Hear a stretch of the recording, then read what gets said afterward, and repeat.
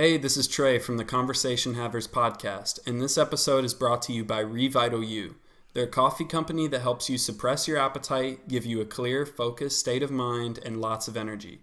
I've actually tried it, and I can honestly say I've noticed a difference in how I've felt. So whether you're trying to lose some weight before summer starts or you just work a lot, Revital U can really help you out.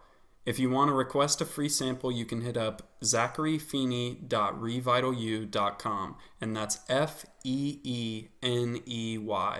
For any other questions, you can hit up Zach at 713-898-2355 or zacharyfeeney23@gmail.com. What's up, guys? Welcome to the 5th episode of the Conversation Havers podcast. Woo! Yeah. The 5th episode Woo! special. Yeah. That's what I'm talking about, baby. Okay. My name is Collin. I am Trey. And today we have a special guest with us, Tony Brooks. Hey, I'm Tony. Thanks for having me on the podcast. Yeah, man. I like how you waved at the mic. Well, gotta be polite. Yeah, no. You shake hands with the mic. I'll do all kinds of hand gestures while we're recording. Yeah. And while I'm doing them, I'll have the realization dawn on me that no one's ever gonna see that. So. I mean, it's involuntary. We see it. Yeah. Well, I talk on the phone a lot with my family because I don't go to school here, and I realize that I do air quotes and things when I'm talking on the phone, and it's you can't see that, but I still it's feel an important aspect of the conversation. If you say it with the right tone of voice, people will pick up on what you mean. You know what I mean? Yeah. That's what's cool. The hardest thing is when you're texting somebody and you're trying to sound sarcastic or tell a joke and someone just thinks you're an asshole. No, people, I have that problem where I've had people be like, "Are you okay?" And I'm like, "What? Yeah, I'm fine." And they're just like, the way you text, it's just so because I just like to get the information out. I'm like, yeah. Okay, cool. And they're like, "Wow, is he pissed or something?" And I'm like, "No, I'm not pissed. Okay, cool." That's what I meant. Well, there's tiny little things. Yeah. If you say okay, that's fine. Oh. But if you say okay with a period afterwards, it's the period's the one that always gets me. Yeah. Anytime a text ends with a period, I think, oh, this person's mad. Yeah, that's why I don't really end text with periods much. Yeah, but because of that, I if I'm mad, typically I'll go out of my way to end a text with a period. Damn. I guess, I have done that before. But the thing is, I don't argue anymore. I retweeted today that thing where it's just saying okay instead of arguing it. That's what I do. Just okay. Yeah, no, when I get onto online arguments, or I don't get into online arguments, but I'll say something in a comment section, someone's like, "That's the stupidest thing I've ever heard, dude." You go, okay. And I'm like, don't waste all your right, fucking buddy, time. have a good day. God exactly. bless. Chill. Exactly. Sometimes I go out of my way to get in online arguments. Really? They're a lot of fun. They're invigorating. I just remember being a kid and going on "Baby" by Justin Bieber in the comments and just forming flame wars for no fucking reason. Just nothing, no. Yeah. That shit was so stupid. So, Tony. Yes. Do you want to go into the big, long-lasting war of words you had with the anti-natalist movement? Oh my goodness. Anti-natalist. That was quite a time. So, for those of y'all that don't know, anti-natalism is this philosophical belief that it is intrinsically immoral to have children. I don't know if any of y'all are anti-natalists out there, and if so, I apologize. But I think it was late at night. I don't exactly remember. I was somewhere, and this thought came to me that if you're an anti-natalist, why don't you just kill yourself? And so I tweeted that why don't anti-natalists kill themselves? And then somehow it's a week immoral later, for you to be here. Yeah, it's immoral for you to have been here life in the first place while you're still here. And so I tweet this in a fairly joking manner, I thought. I put hot take before it, and then I just put an anti-natalist who doesn't kill themselves, doesn't believe their own philosophy. And then a week later, it got discovered by 10 anti-natalists. That's funny. And they all start scrolling through and arguing with me about how I don't understand, I haven't thought about the complexity of their arguments and stuff like that. And it was just the darndest thing. Yeah, I don't know about that. I like human life, you know what I mean? And it's yeah. Even if that is like it's biologically encoded into us. You know what I mean? Mm-hmm. To like reproduce, like. Yeah, I looked back through some of their memes because they're memers apparently, and a lot of them they talk about that exact thing, that like they feel like they've been tricked by biology, by their own DNA to want to reproduce, even though they think that to do so is immoral. So they've got like an immoral desire coded into human DNA. Like, I mean, that kind of goes to like the basis of like a lot of like Christian theology with sin. It's like we are like drawn to sin. Mm-hmm. Yeah. Like naturally we're drawn to like do these immoral things. So I mean, I guess in that way they're probably right, but it's not immoral to have children and they're just dumbasses. I mean, to all of this I just say okay. It's like I disagree. I'm just gonna keep living my life. Bye. Yeah. Pretty much. That's my philosophy. Interesting people. Yeah. Yeah, no, I heard about a story in India where like a guy legitimately sued his parents. Oh yeah. Yeah. For giving birth to him. My Nice. my brother, he's in law school, and he like tagged me in that, and then in reference to the whole anti-natalist argument, and then he was like, as a law student, this case has no bearing. And then I was like, yeah, thanks for that. Is there anything more screw you mom and dad than suing your parents for making you? Killing yourself. Oh shit. Damn. Yeah, no, I'm sure my parents would much rather have me sue them than me kill myself. Yeah. So, Well, as long as you do it ironically. Yeah, if you do kill it yourself ironically, Well, or either sue one. them ironically. Either one. Why not both? Oh yeah. But yeah. All right, so I guess we can just talk about what you're doing right now because you're quite the Tony is academia a affiliate. double major in economics and American history at the University of Chicago because he's a nerd. Woo! Just playing. But yeah, no. So Yeah, I mean, tell us how life is, how things are how's it been up in Chicago? Primarily been very cold. Yeah. Yeah, you go up to that place, and it's just a frozen tundra from about September to June. Yeah. So, and During school year. do you have any like crazy stories from during like the winter vortex and stuff like that? Oh yeah, so there was this thing called a polar vortex, I believe, and my very poor understanding of weather is that like there's a swirling pool of wind up in the Arctic, and every once in a while it like moves and goes down further south. And just specifically just like butt fucks Chicago. In particular, yes. Okay. Yeah. So it comes down there, and all this Arctic wind is like swooping over Chicago. So the weather dropped down to, I believe, the coldest it got was like something around negative 25 degrees, with wind chills down to like negative 50. Yeah. That's gonna Negative be a no from 50? me. Yep. Negative 50. Negative 50. We Dude, were when talking it's about 50, this. like when it's 50 outside, I'm literally like about to die. We were I talking wouldn't about leave this my last house. night. It could be 82 degrees warmer and it would still be frozen. Oh my god, that's not cool. I've always wanted to visit Chicago. It looks like a really cool city, but that is like cold is one of those things where when it's really cold, that like dominates everything. Mm-hmm. It feels like, you know what I mean? Yeah. Same Yeah. thing if it's really really hot too. But like Yeah. there's something about cold. The only thing I like about cold is how much I value the interior, like of my car or Yeah. my house or something. It's like I like to Get get all nice and warm and warm. toasty. Yes. There wasn't even an escape from that in Chicago, though. I saw things about like people's like walls just like freezing.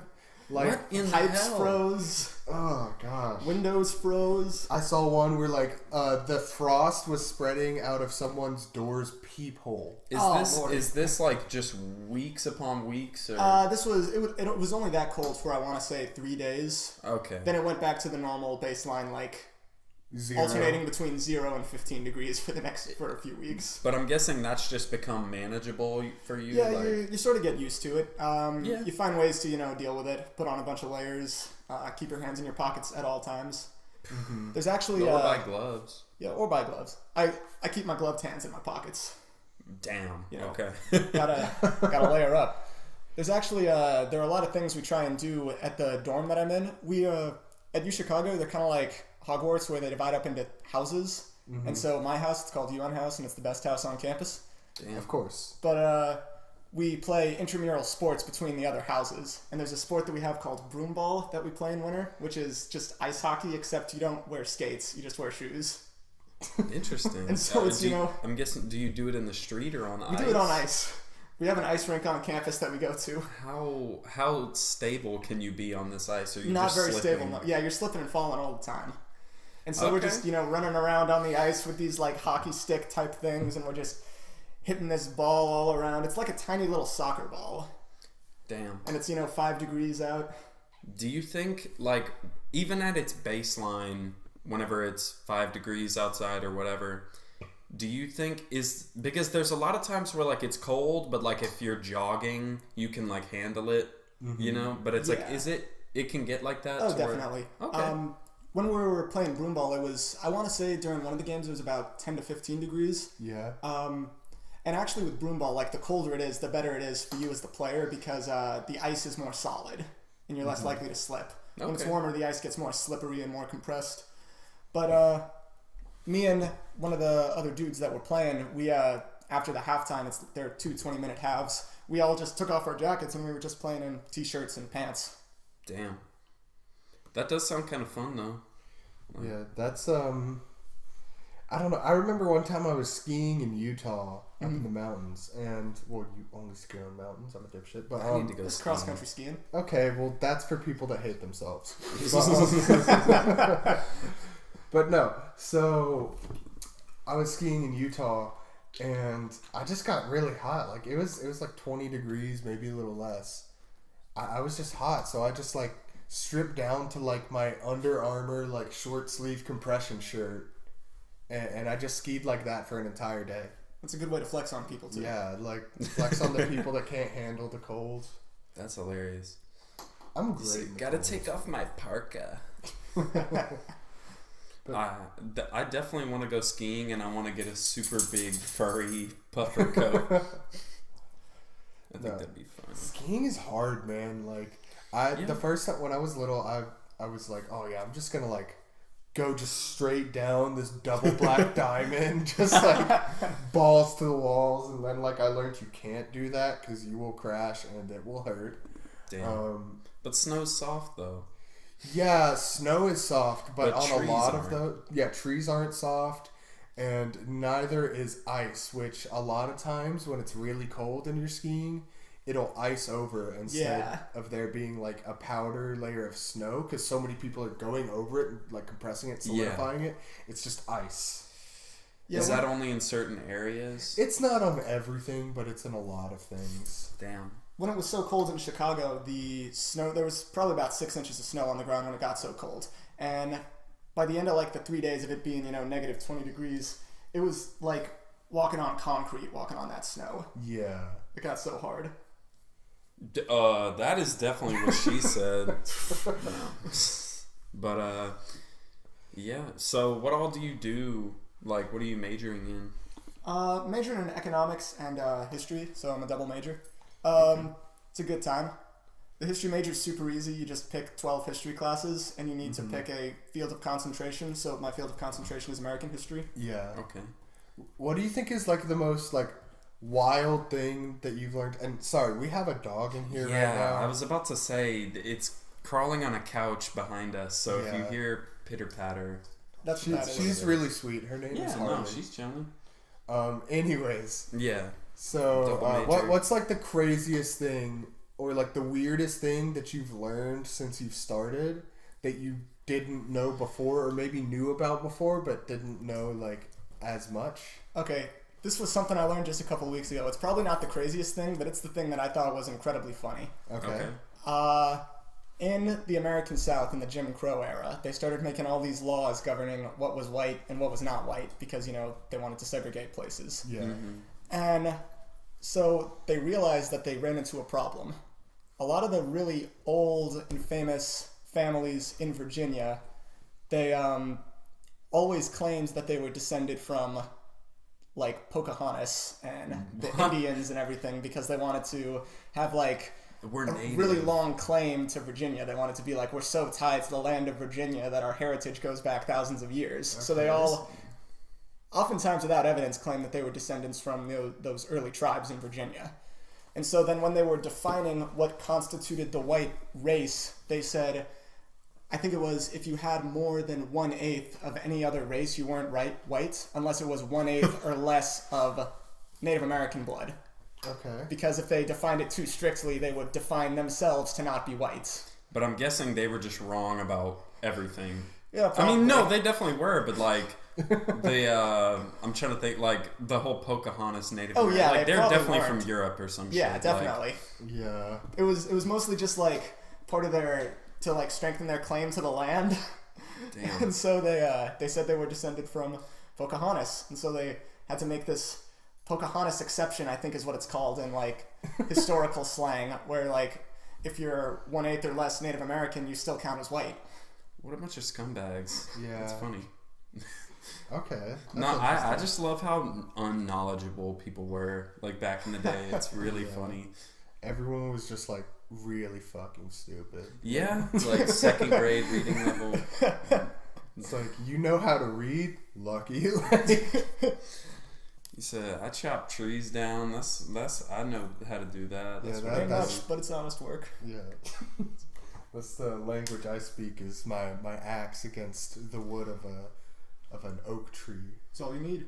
I still think a lot of people are basic, but I do like but like everyone can be basic, but like I still like the fact that we're like just on a base level, like everyone's a little bit smarter than we used to be, or a lot smarter than we used to be. I'm tripping. Yeah, I don't know. That's like nice. Like we learned Pythagorean Theorem in like 6th grade. Like we go back to like 2,000, 3,000 years. Like walk up to Pythagoras. That was his name, right? Mm-hmm. Be like, guess what?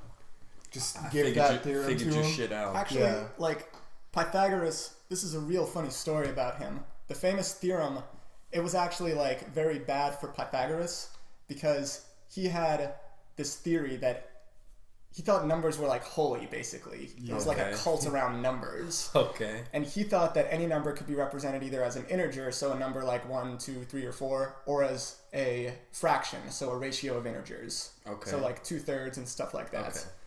Okay. We now know that there are these things called irrational numbers, which are numbers that can't be represented as a ratio of 2 integers. And it was discovered as a corollary of the Pythagorean Theorem, and it completely destroyed the cult of Pythagoras. Damn. So when he discovered this, he just screwed himself, basically. Well, the rumor is that one of his other cult people discovered the specific corollary that irrational numbers exist, and as a result, he was killed. Oh, wow. Okay, so he was... They murked his ass. I don't know if it's true. It might just be a myth, but it's a pretty funny story. I just like the idea of him counting 3 coconuts and just being like, ah!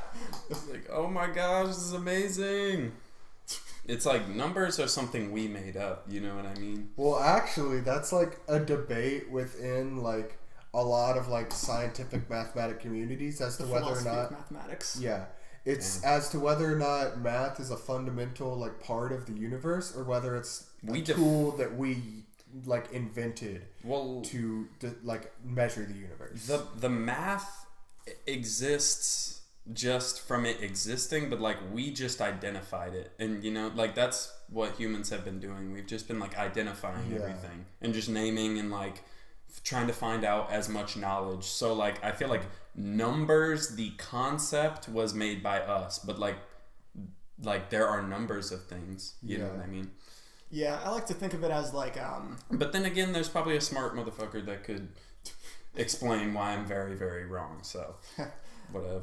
Tony, you got anything? No, I tend to agree with that. I like to think that math is a language that we created to like describe things. Yeah. So in that sense, it is like a construct of us. Like if we didn't have a word to describe like it's all colors, the colors would still exist, but the word color wouldn't exist. Yeah. You know? Okay.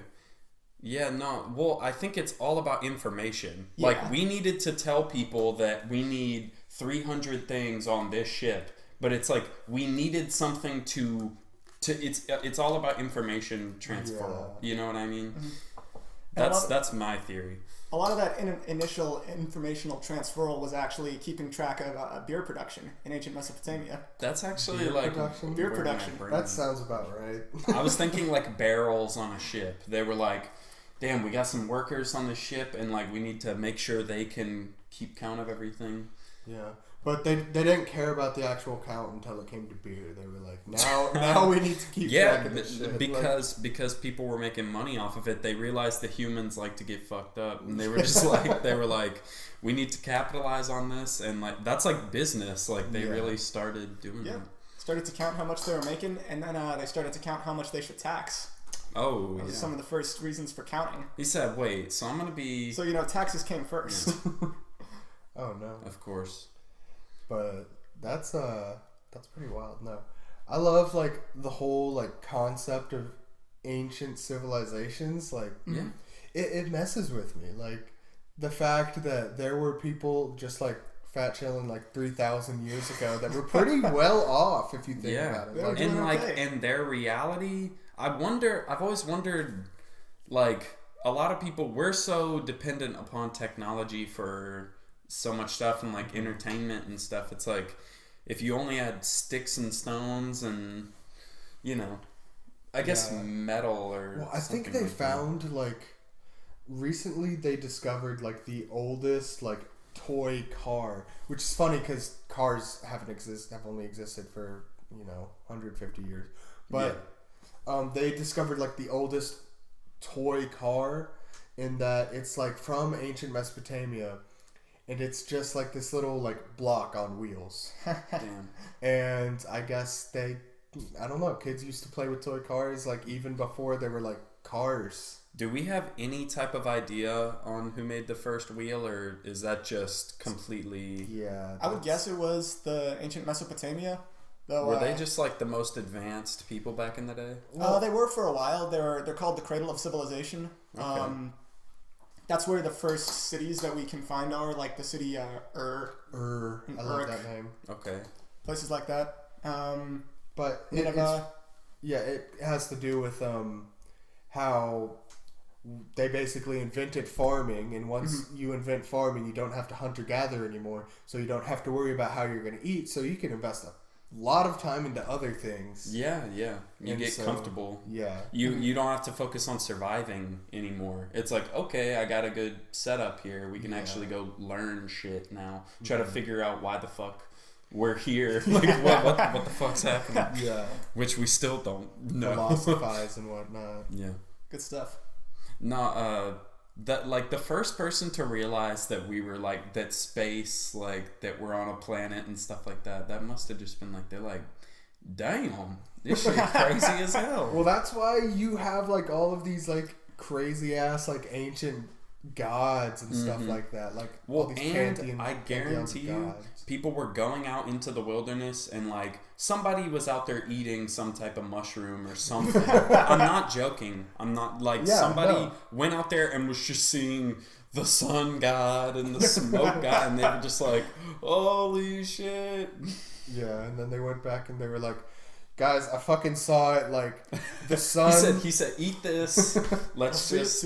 The sun is actually being rolled across the sky by a giant dung beetle. Like, not kidding. Like, it's as good a reason as any. Happening. No, I like the one where it's a turtle. The like Earth was on a turtle shell, and then it flew through a different dimension or something. Or oh God, what was it's that? a Native American thing, I think. I thought that was a Hindu. Maybe story. Maybe it's Hindu. There's probably. I remember reading about it in high school. Kanishk, hit us up. Yeah. Let us know about that turtle. But yeah, no, it's really interesting. I like to think, well, I definitely know that the only reason I know shit about like ancient gods and stuff like that is because of Percy Jackson. Yeah, like Percy Jackson and just other Rick Riordan books. Yeah. Greek mythology was always just cool. Like, Poseidon and Zeus and all that. I always liked that. It especially interested me as someone of Greek heritage, I guess. Yeah, definitely. Like the story of your people. Yeah, no, I'm watching 300 and I'm like, Fuck 300, yes. That was I'm one of related those. to like King Leonidas. Like, I don't know if I'm related to King Leonidas. I like to think I am. And I like to think he's very disappointed in what I am right now. Probably. Yeah, no, he'd probably throw you off a mountain or something, like dead ass. What is this fat fuck doing? He's 20 years old and he hasn't killed anybody Yeah, yet. yeah, you said he hasn't died in battle. What the fuck? Yeah. One of my favorite tweets that I ever saw, it was a guy saying, I forget who it was, but it was one of the weird people on the subsection of Twitter called Catholic Twitter. And what he tweeted was, would I have died in a battle in ancient Greece? Of course not. They would have flung me off a rock as an infant for being weak. Yeah. Them hoes were savages. Dude. Like, human beings are just like, history is the greatest thing ever. Like, just for learning about all the crazy shit that's happened. No, it's It's Like, insane. I don't know why more people don't study it. Yeah, I mean, my dad says there's no money in it, so thanks. I mean, he's not wrong, but you know, I mean more for just intellectual. Yeah. Like, just for kicks. I enjoy it. Like watch- history was always one of my Watch favorite Vsauce classes. videos. Yeah. Or what are the Just get us a Harvard education. John something, he goes on YouTube. John Green, the guy that wrote A Fault in Our Stars. Yeah, He's I like. I mean, I just like his, or at least in school, I liked Yeah. whenever they like put on his history videos. Yeah. Or Tim and Moby. Oh hell yeah, Brain Pop.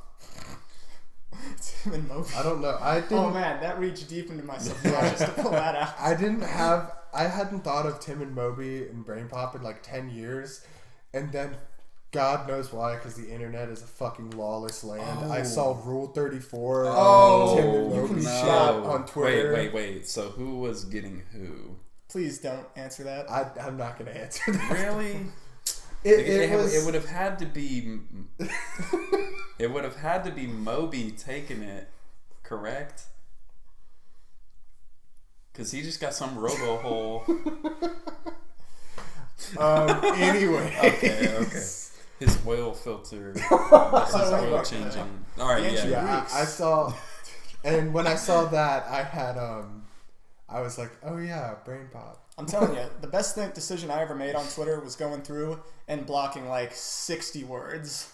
Oh yeah, no, that's what I've done. Definitely. 'Cause whenever people were doing the Gorals thing, like they tried to do the like Gru. Oh yeah. Girls just want to have fun. I've blocked that. I've blocked anything like most political stuff. Oh yeah. I've any blocked word every that's, like- zodiac sign. Damn, that's a good idea. I'm gonna do that. Yeah. Any word that is even like mildly related to politics is blocked on my Twitter feed. Yeah. Because like I'm politically active, you know, like I stay informed, but I fucking hate it. Mm-hmm. So it's like I want to be informed when I want to be informed, and I don't want to see people throwing Twitter opinions around because yeah. It's just people talking. Just Yeah. whatever. Like, that's why I just don't pay attention. Do you?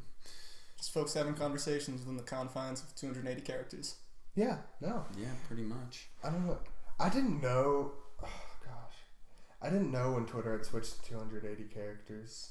Yeah. It was, that was a weird transition because I was just scrolling through and I was like, man, these tweets seem kind of long. Like, Rarely do I ever exceed the limit. Like, really? yeah. I always I like don't even ever type get up close. some goddamn essays on Twitter. yeah. Like, Nah, I type like 2 sentences. I'm like a goldfish where I grow to fill up the room that I'm allotted. mm-hmm. Oh shit. So, you know, like, they give me more characters on Twitter, my tweets get longer. Yeah. Yeah, I mean, if like some people, you can just express yourself that much. Like, I just like to express myself through like as minimal talking as possible. Sometimes, Yeah. like, or on Twitter, I like to like minimal tweets.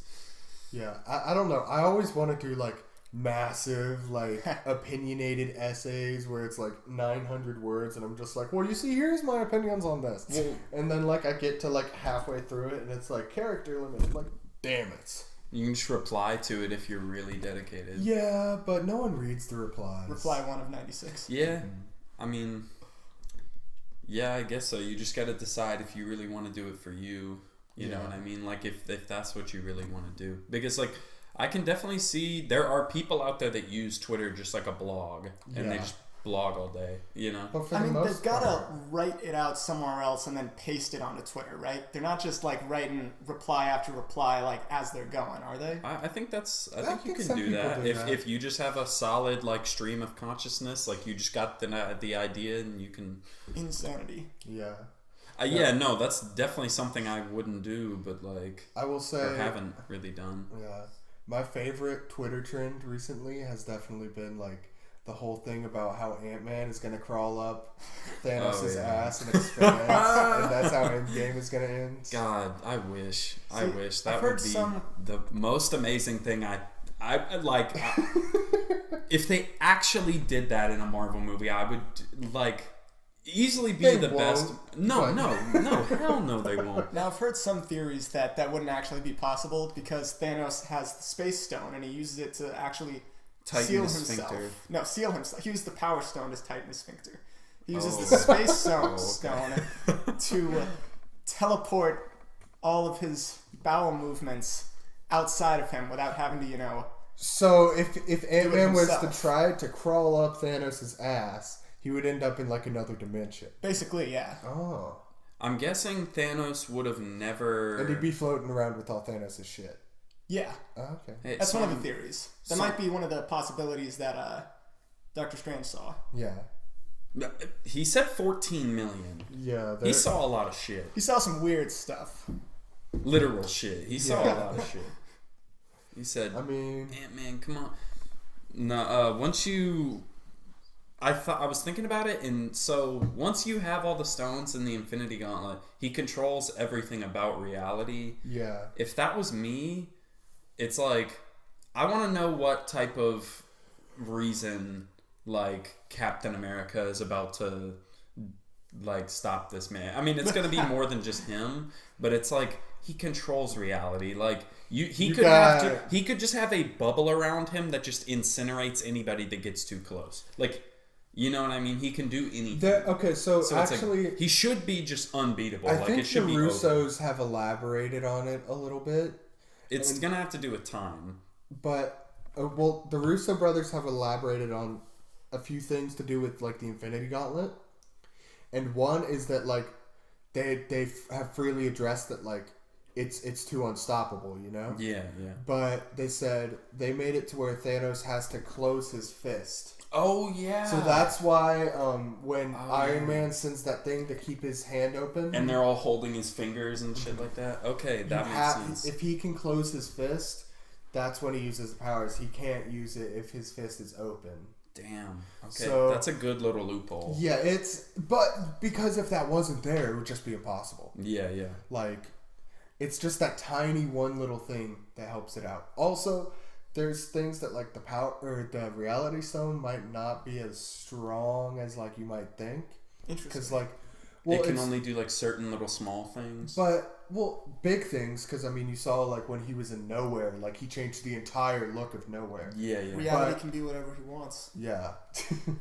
But no, so you saw how Drax and Mantis like went back to their old forms after Thanos left. So there's some theories that say like, oh, if he's not in the general vicinity of what he's trying to do, then like, Yeah. Interesting. yeah. I mean, who knows? I feel like just for the movie's sake, it's like that. You know what I mean? But it's like, Yeah. it should be the fact that like he can do anything to any part of reality anywhere. You know what I mean? Yeah. Like, I remember. but for the movie's sake, they're gonna have it like that, which makes sense. Like, I'm not mad. Yeah. In the comics version of the story, he literally was like omnipotent and Yeah, unstoppable. no. Spider-Man is swinging through New York, and he just sees like a helicopter crash and like half the people in this, and he's just like, "What the fuck?" Like swinging Yeah. through, and that's whenever Thanos like snaps and but he kills like more than half. Like, Yeah. Well, because in the comics, he's trying to impress Lady Death, so he's just like, I'm gonna kill fucking body everybody. count. He's you just know? trying to Like, get that body count. Yeah. But yeah. Yeah, it was like they did like some weird caveat where the only reason he lost is because he was omnipotent. So the reason he lost is because he eventually wanted to lose. Really? Oh, Yeah, dude, 'cause he was- yeah, no, they Because did he was do like that. all powerful because he had the Infinity But he like Gauntlets. doubted himself. Yeah. That's like the whole point of the story is that like even though he's at the top, like he can beat anybody, he's still like he defeats himself. I have seen some. I want to read some of these comics because I've seen some like badass like pages from like. Dude, the you can artwork's get, like, fucking a- insane. For on Marvel Unlimited, I think is what it's called. You can get access to like every Marvel comic from the like ever for like Okay. $10 a month, I think. In the DC app, if you want to watch Titans, that shit And looked- Doom Patrol. Doom Patrol actually I people wanna are watch Doom saying Patrol, is yeah. really good. Titans But, looks bad. Fuck Batman. God, like you thought they learned, but with Batman, Superman, it's like don't make everything grim, dark, super edgy. Like That's not what Batman, anyone Robin wants. is literally constantly murdering people in that show. Like he like there's like a broken glass or there's a car window that's broken, and he like slides a dude's head across it. It's like what in the fuck? Like, and then the reason he left Batman is because Batman was like apparently in this universe murdering people, and it's like, bro, you are murdering people too. Like you are no better than him. God, Yeah. just they fucked it. Like it's like you morons, you freaking morons.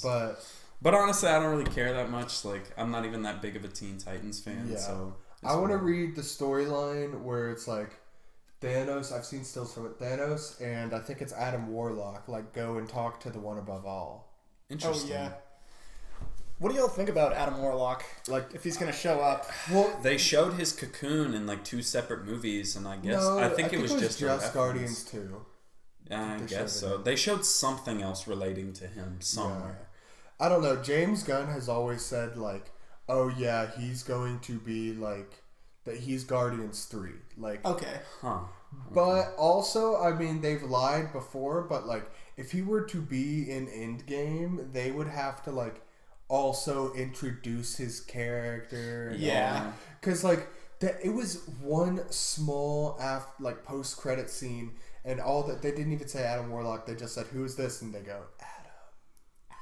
Yeah, it's like For which it's, movie? Guardians 2. Yeah. Guardians 2. They're like, what's the like leader of the Sovereign's name that Peter Quill like almost fucked that one time? I forgot. The Gold Lady? Yeah, the Gold. Yeah, it's like Felicia. or Gold something like that. Lady. Yeah, whatever. That's. But she's like, she has a bunch of assistants, and they're like, "What is this?" And she's like, "This is like our next evolution." And they're like, "What do you call it?" And she's like, "Adam." And then it shows Adam Warlock's suit. then it shows like a sarcophagus, and then like black screen or whatever. And so it's just like, I mean, I guess they're definitely gonna like follow up on that if they put it in the movie. yeah, but it's just there's not enough information for it to be something that will be like immediately in the Marvel universe. Yeah. I guess he'll be post. But the thing is, what I've been saying, after all the Thanos stuff is done, I think Doctor Doom can be a cool villain. I'm totally down to do Doctor Doom. But like Galactus is the only real next like earth-shattering threat that I can think of. The But only way you can get bigger. that's what I'm saying. Are they gonna? Do you think they're gonna try and get bigger? Well, they're getting Fox, so they're getting X-Men and Fantastic Four, Yeah. which That's true. it's like it's hard because it's like okay, more Disney supremacy, like But also fuck it's it, like cool. I've Like, been waiting to see Get this literally my all of entire Marvel life. You in know what I one mean? movie. Literally Yeah. my entire life. Actually, I was waiting for more a Justice League movie as a kid, but I mean, But DC I don't know. just Doctor Doom, I've heard a lot of things about how they can like modify his origins. So like instead of what's the country's called? He's in charge of like Latveria. Latveria, Yeah, that they're gonna change it to Sokovia. Because Sokovia is They could do Marvel's or is the MCU's version of Latveria. Like that was something that was established early on. Okay. And I mean, so- that's just such a superfluous detail. Like, Yeah, fuck it. exactly. They've already changed so much about every one of the heroes. It's like, might as well. So that he would be like the leader of Sokovia, and that would give him origins dating back to like past Avengers movies and stuff. I'm guessing they're gonna do the version because in the comics it's stated multiple times that like if if Doctor Doom ruled the world, there's one comic where like they talk to T'Challa's like Panther God, and he tells them that out of all the realities, the only one that leads to world peace is one where Doctor Doom is leading the world. Yeah, I've heard that. He's like, and it's like, damn, like should they all just stop and let him do it? Like because it like if he's just allowed to reign supreme, like he lets everyone live a good life. It's like. Yeah. Sorry, Harley's wilding out right now. Yeah. Should I? Do you want to? Yeah, I was about to say, do you want to real quick? Go, dog. Be gone with you. Be gone. But I think Galactus. Mm-hmm. I think they can definitely do Mole Man. I just think he's a very cool Fantastic Four villain. You know what I mean? I think it would be really fun to have Doctor Doom because I really think they could do a lot with, the whole, he's a villain, but he would also be like the best good guy. Yeah, no, that's what I'm saying. Like, that's where they have to go with the superhero movies now. It's like the villain has to be ambiguous. He has to have a little bit more texture. Well, you even have than people just saying I want to take over the world. Like, you even have some people saying like Thanos is right. Oh yeah, definitely. But fuck Yeah. you. No, he's definitely not. Yeah. I mean, in a way he is, but also he's not. Why doesn't he just snap and make more planets? 50% more. Yeah. Yes. No, he controls reality. It's like I've heard that you don't have to murder. There's legitimately like I think the Russos and just the movie in general will address that on like to why he can't do that.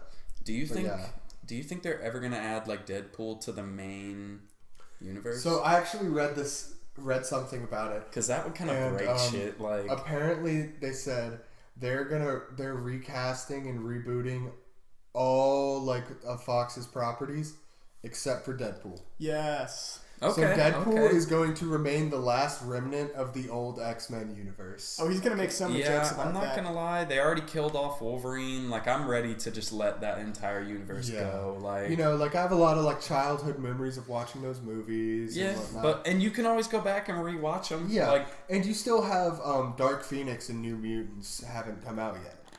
So you've still got. Everyone's been talking shit about Dark Phoenix. Yeah, it doesn't look great, but whatever.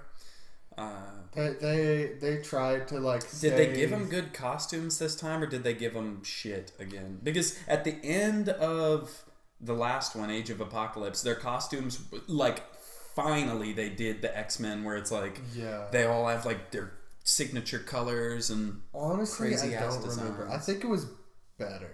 Look it up. I don't remember. Look up the their costumes and that. Okay. Like it actually looks pretty sick. I was waiting for. I think whenever they reboot Wolverine, they better do him with the mask. That's all I'm saying. I want to see the maroon and yellow. That was always my favorite. I always thought he looked so badass. See, I mean, that's cool. They based it off the Grant Morrison run. Yeah. That's cool, but that's not what they did. And look up at the end of Age of Apocalypse. They Cyclops straight up has his blue and yellow with like the straps like straight from the 90s cartoon, and it's like go with that. Like I think comic book movies, they try to position it in a real world context too much. It's like go more just like balls to the walls like comic book with it. Like make this just the most crazy ass visual experience because I don't know why people talk shit about comics. It's beautiful artwork with beautiful writing and just like cool cataclysmic conflicts. I remember in the first Captain America movie they had him in like the colorful Captain America suit at the beginning when he's just doing the shows. Yeah. And then they switched to like the gritty dark when he's got into combat. That one makes sense, especially for the time. But I'm saying now, like we've had 20 Marvel movies. Like put Captain America back in the bright. It just make everything super bright and colorful. Make it just. Did I take your water? Yeah, you did. It's cool. I don't think I drank out of it though, so I think you're good. Wow. Actually, funny story, kind of related. One time, I had a slushie or an icy at a movie that me and Trey went and saw, and I looked over. Yeah, you spent the entire movie like sipping out of my icy, and then like you saw me drink out of it, and you like got this face, and then you went and bought your own icy. Damn. Like mid movie. That's fucking crazy. You know what movie it was? I I don't also remember. you bought me a movie ticket and then I fell asleep in the The first Hobbit. 10 minutes Oh, and then no. I woke up as Smaug was like opening his eye. I Oh, literally man. woke up to his eye opening and then the movie He ended. fell asleep when they were like singing at the table. Because that shit was boring, dog. They're all just like, yo, and I was just like getting woozy, like drifting off. Well, in all fairness, we did see it at like 9 a.m. Because we went and we saw The Hobbit, and then we got lunch in the theater, and then we snuck into Django Unchained. Damn, did that happen? Yeah, it was me, you, and Aaron Preston. Y'all a bunch of little outlaws. Yeah. Did we? Oh, I movie hopped a lot. Oh, That yeah. shit was, if there was 2 movies that I really wanted to It's see. a little harder to do now because they actually have like these bigger, like more often manned desks. But like during the day, you can usually do it. And especially now that you can like reserve your seats in the theater. Yeah. Yeah. You know, I like being able to reserve your seats. That way you know they're there. But I feel like it does take away a bit from the old experience of, you know, getting there and scouting out your seat. Yeah. Yeah, no, that's the thing. People say movie theaters are going away, and I really hope that doesn't happen. I like going to this big ass place Yeah. with a huge screen, vibrating seats, like I've like that experience, especially for like Endgame. It's like you can't can't just download that on your laptop There is and go no watch possible alternative. The shot in Infinity War when Spider-Man's hanging on to the ship and it's just going into space and he looks back and it's like you see like the curvature of the earth. That shot, or you see just like New York like spacing off. I had like a sinking stomach, like feeling in my stomach. It's like, put yourself in his shoes. Like he's been swinging around Queens, stopping bank robbers. Like, And now he's like, he's on a flying fucking into space. space. Not even Looking bank back. robbers. It was ATM robbers. Yeah. Amazing. It's like, okay, like Let's up this fucking scale. Yeah, better get good, kid. But he's Spider-Man, so like, That was he's basically just- what he he was doesn't pretty know how good he is. Yeah. that was what Tony Stark told him when he was like, "Why can't I join the Avengers? He said, You "Get gotta good." get good." Did he say that? Because if so, Probably that'd be not. amazing. No, but Just for a second, I was like, "Damn!" He said GG. but no, I don't know. There's just experiencing something in theaters. What? Tony Stark plays Counter-Strike. But, anyways, No, experiencing something in theaters is just great. Like it's hard to explain. But my favorite movie theater experience I've ever had is when I saw 10 Cloverfield Lane. oh, that was fantastic. Because what happened was I didn't even know what Cloverfield was. oh yeah, And I hadn't watched no a trailer expectations. for 10 Cloverfield Lane. I didn't have any expectations. I had no idea what was happening. All I knew was that J.J. Abrams was involved somehow and that, like, it was suspenseful. Like, that's all I knew. And so it was just crazy because going in with that blank of a slate to a movie that, I mean, with 10 Cloverfield Lane, it goes off into, like, you find out, you know, it's It aliens. wilds out. Like, it goes wild. But, like, I was blank slate. Like, I was just like, oh, I guess it's We just saw gonna that be together, right? Yeah, it was us two, and I think Travis Buckmaster was there. Yeah, that was a great experience. Because, like, I'm not going to go out and say, oh, that's my favorite movie ever, because it's not. Yeah. But, like, Seeing It's- it at the movies. yeah, it's that and Infinity War are the two greatest movie experiences. Infinity I've War ever was had. great. I saw it at the premiere at midnight in Chicago. That was like, You just I got, just like, remember- people screaming. yeah. Like, I remember like the movie ended and it was just silent Damn. Yeah. across the I theater. had someone in my theater yell, You "What just the watched fuck?" everyone. Yeah. I'm trying to go see that in IMAX, like, first possible show. I think not my best, but the most effective movie experience I've ever had in my life was watching The Revenant. Oh 'Cause yeah, I me was and my definitely thinking brother- of The Revenant. Me when and we my started this. brother we went to go see it in Edwards in downtown Houston, and it was like hailing and raining, and we were sitting in his car like waiting to get out and run because it was like a block, and then you had to get to the movie theater, and it was raining and hailing, and you know, it's like it slowed down for a second, and it's like, okay, now like we just gotta go. And so we're running, and it starts raining again, and my socks get drenched. Oh. And my shoes and socks get drenched. Yeah. And I get in there, and we are sitting directly underneath the AC. And so the whole movie, I am literally freezing my balls off. Yeah. And the whole movie takes place with him crawling and being torn up in the snow. So that's like...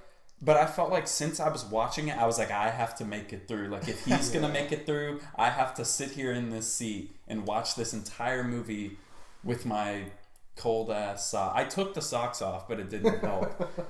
Like... Yeah, no. I remember one of the scenes that, like, sticks with me the most from The Revenant was, like, when he was trying to drink water after he'd been attacked by the bear. And you see it and go through the hole in his throat. Oh, It's yeah. like, what? And you see him, and he goes to his powder horn, and he gets a little bit out, and you pack it in, and you're like, oh man, what's he doing? And then like he lights a match and just cauterizes the slice in his throat, and it just explodes. And then the two films that I can think of just of recent that gave me that type of or just that feeling whenever you get out of a movie that was just, it felt incredible, was Mad Max Fury Road and Into the Spider-Verse. But, which I already told y'all, but I watched again last night, and like, it's seriously one of the best movies I've ever seen in any genre. Like, it's unbelievable. Seriously. They ended the Disney Reign of Terror. I mean... I get they finished, or they fixed the Sony Reign of Terror. Yeah, well, it's just because Disney had won like every Oscar for Best Animated Feature for like the past 12 years. Yeah, but they just blew it out of the water. Like the amount of subjects they juggle in it, like there's so many concepts. Like anyone who isn't used to comic books can watch that movie and kind of get into the weirdness of what happened, like alternate realities and just the visuals. Like, I don't know. I could go on, and I don't really want to. But because I know you haven't seen it. Yeah, so. I've been meaning to see it. I just haven't had the time. Hey, just check it out at some point, and then let me know what you think. All right. One movie I watched recently, I might have talked about it a little bit in the last podcast, but Alita. I heard the fight scenes in that were pretty cool. So it's, I don't know, because the acting is really bad. Even like, from Christoph Waltz is good, Marshall Ali is good. Okay. Both of them are solid. Even though the script might not be great, both of them are solid. They make it work. Yeah. The girl that plays Alita and her the guy that plays her love interest, Hugo, are really bad. It's but here's the thing. The first 30, 45 minutes of the movie, it's very character driven, dialogue, all that stuff. So that's when the whole time I was watching that, I was like, I'm this movie's gonna be so fucking bad. But what shocked even me is that what it managed to do is through just the amazingness of the story itself, and through just the action in it. The action in it is that's what everyone's saying. The action in it, just I can't say enough. It's so cool. The concepts of because it's about it has not AI but body modifications to where people are basically just cyborg. They're basically a brain inside of gigantic robots with mildly human features. It's just such a cool concept that they nail right on the head in the execution of the fight scenes and stuff like that. I've heard that she is just a complete badass. And she's insane. She's this tiny little robot girl, but she just murks fools. Also, I think some of the acting and some of the script can be forgiven if you just go in with the mindset of like, this is adapted from a Japanese manga. Like, well, that's how like Venom was for me. The first like 30 minutes of that movie is so boring and just run. Well, it's not boring. It's just bad acting. Venom? I don't know about Venom. But Venom I'm just is talking about boring. Alita. Alita is just bad acting, and the action doesn't pick up to be to the point of like holy fucking shit until like halfway through the movie. I've heard it has like 5 different storylines, or it has 5 different whole arcs in it. Like it's like the manga. Like you're reading. It's based off of the first 2 volumes of the manga. How long is the manga? I don't even know. Probably it's long long as as hell. They modified a lot of storylines specifically to like up the scope for the first 2 volumes. Yeah. But also, without getting into spoilers, that also kind of left the end of the movie with a lot to be desired, because it's not like there's no satisfaction of it. Like, you're just like, okay, well, damn. Like, yeah. The adventures will continue. Like, yeah, it's like Endgame, except we don't know if Alita is going to get a sequel, because it's like I don't know $200 million budget. How did it do? It's at like $400 million, which is just enough to break even. And then it was a property of Fox, so Disney just bought it.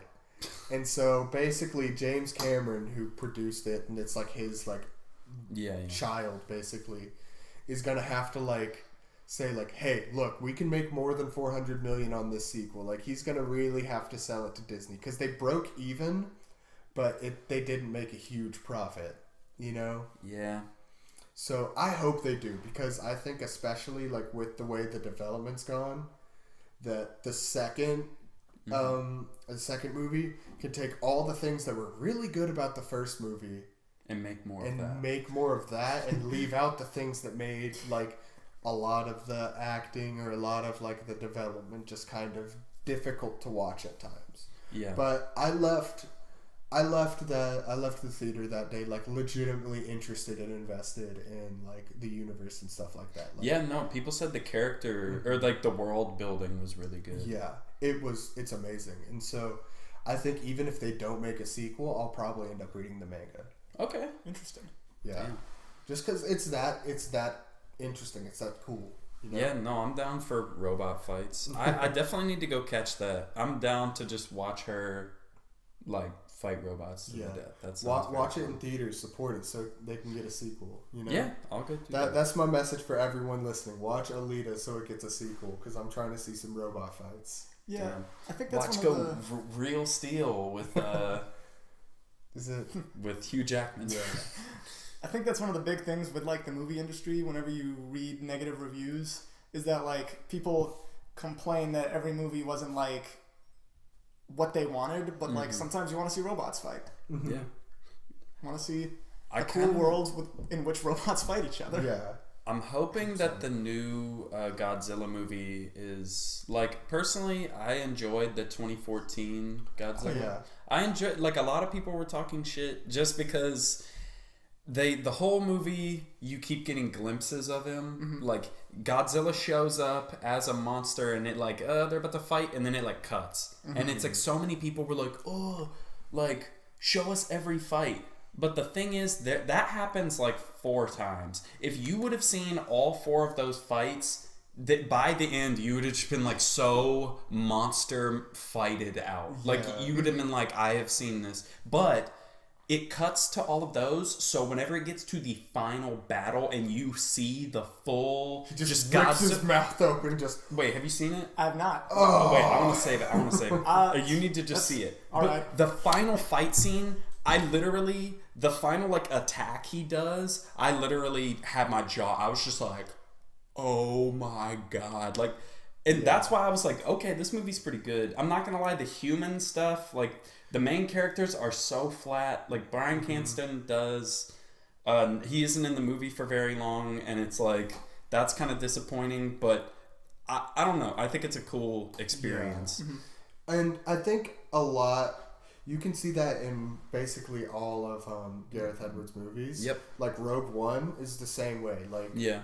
the end of like the last 45 minutes of Rogue One Oh, yeah. is like on par Best space with the battle. best. Yeah, it's on par, if not above, like all other Star Wars movies, you know? Yeah, action but wise. it's action wise.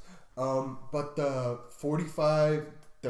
first 45 minutes is just boring. Like I remember sitting in the theaters and I was like, am I bored right now? Like I was not very because you knew that. Did you see that? Yeah. Okay, because you knew. I kind of had a feeling that none of these characters were gonna survive, or just like that. I'm They glad they really, killed them all. really mattered. Yeah, no, I think it's cool. It's kind of they're just like the unsung heroes Yeah, that they like no didn't- one ever really is ever going to hear about. But it's like like they What got was like a the Rogue sentence. Squadron? Yeah, they got Star a Wars sentence in the episode 4 scroller.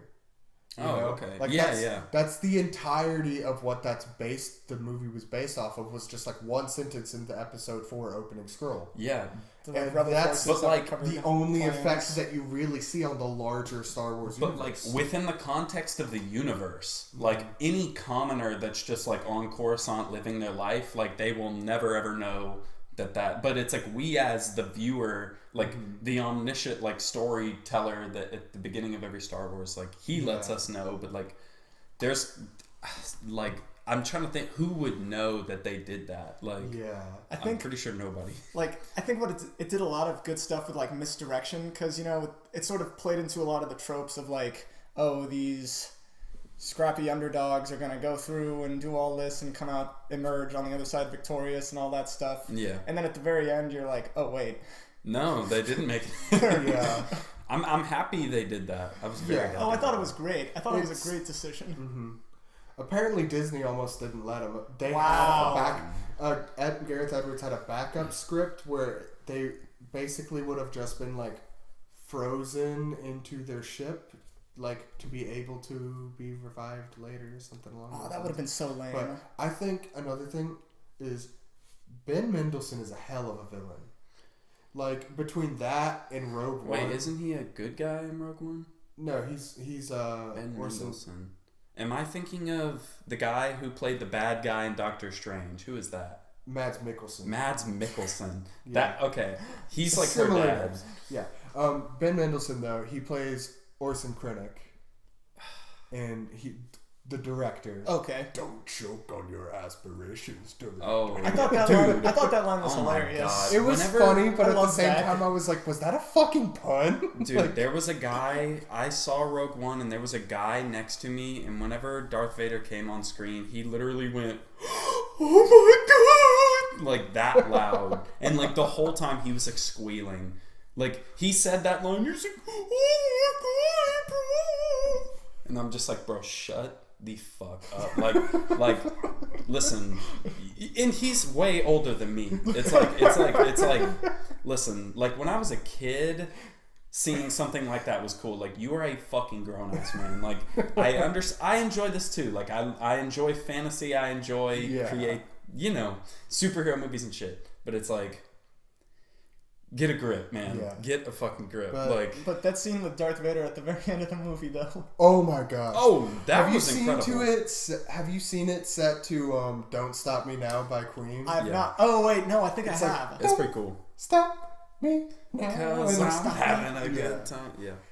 And And- some of the lines sync up pretty good. Oh, like, amazing. yeah. But no, Ben Mendelsohn, I think, is literally like how he He's plays. in Rogue One. He's in Rogue One, and then he also plays the bad guy in Ready Player One, which is my favorite movie to come out in 2018.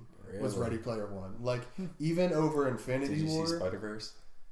Oh yeah, that's Spider-Verse. because I is had the best told you movie. that before. You can't. I it's think undeniable. they're on par with each other. I don't know. I'll have to see. Ugh. I've seen Ready I Player don't One think so. like 10 times. I've seen Spider-Verse once. Go rewatch it. So just yeah. go rewatch. But as of right now, I'm still gonna stick with Ready Player One. Was my favorite movie to come out in 2018. Okay. He plays a great villain there. And then in Captain Marvel, Yeah. I the was just- casting fucks with you because Ben Mendelsohn plays.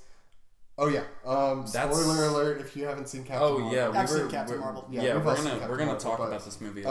if you haven't, audience people, Just yeah. go ahead and take a pause. Yeah. I guess. But anyways, so the casting fucks with you because they cast Ben Mendelsohn to play Talos, the main like bad guy. yeah. And you're like, oh, Ben Mendelsohn, he's always a fucking bad guy in his past 15 movies. And then Jude Law is supposed to usually like this like kind of altruistic good guy type, Mm-hmm. and they're like, oh yeah, well he's gonna be like the good guy that helps Captain Marvel, and then like halfway through the movie they just like flip it around and they're like, guess fucking what, like Ben Mendelsohn's a good guy and like Jude Law's a dick. That kind of like obviously every Marvel movie has some type of little twist in it like that, but it's like, I mean, I'm happy it gives more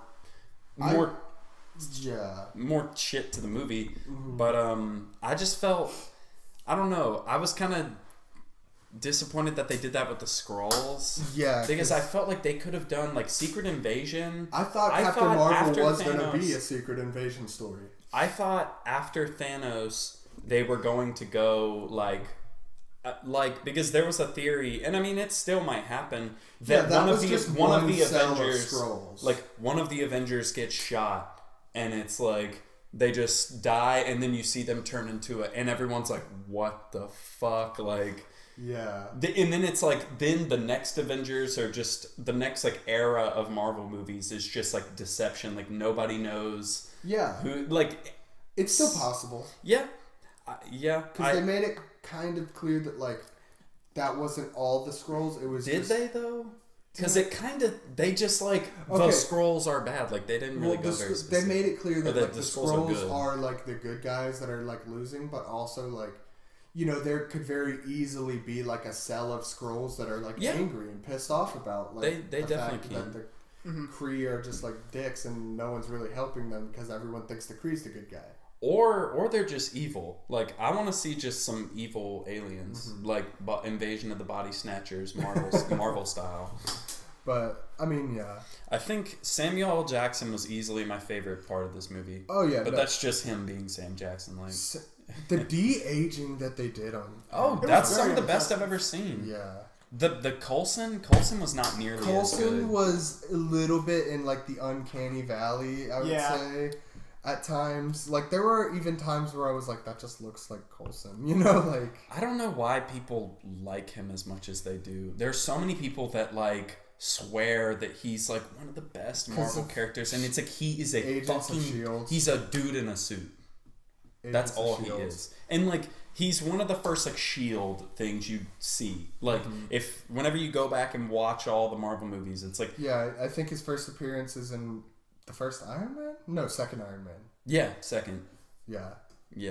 No, I think he's in the first. Is he? Yeah. Yeah, he's in the first Iron Man, and then he's in Thor, and then he's in Captain America, and then he's in the Avengers. Yeah, there's a shot where he's like in the dark, and Ironmonger's like eyes come up behind him, and he's like, oh fuck, and he's a dude in a suit with a pistol, and it's like nice. Like that's nice, a nice everyday man. Yeah. Like cool. It extends the universe, but it just always bothered me how people like. He became a fan favorite, and it's like his personality wasn't even really that strong. Yeah, like I don't know why people like when he died, quote unquote. Yeah. In Avengers, like, I was like, no. Yeah, I was like, that's kind of sad. I guess, whatever. But you know, and then everyone was goes on. They had to have some type of emotional anchor or something. And I like how none of the Avengers even knew him, and then he's like, yeah, this guy fucking died.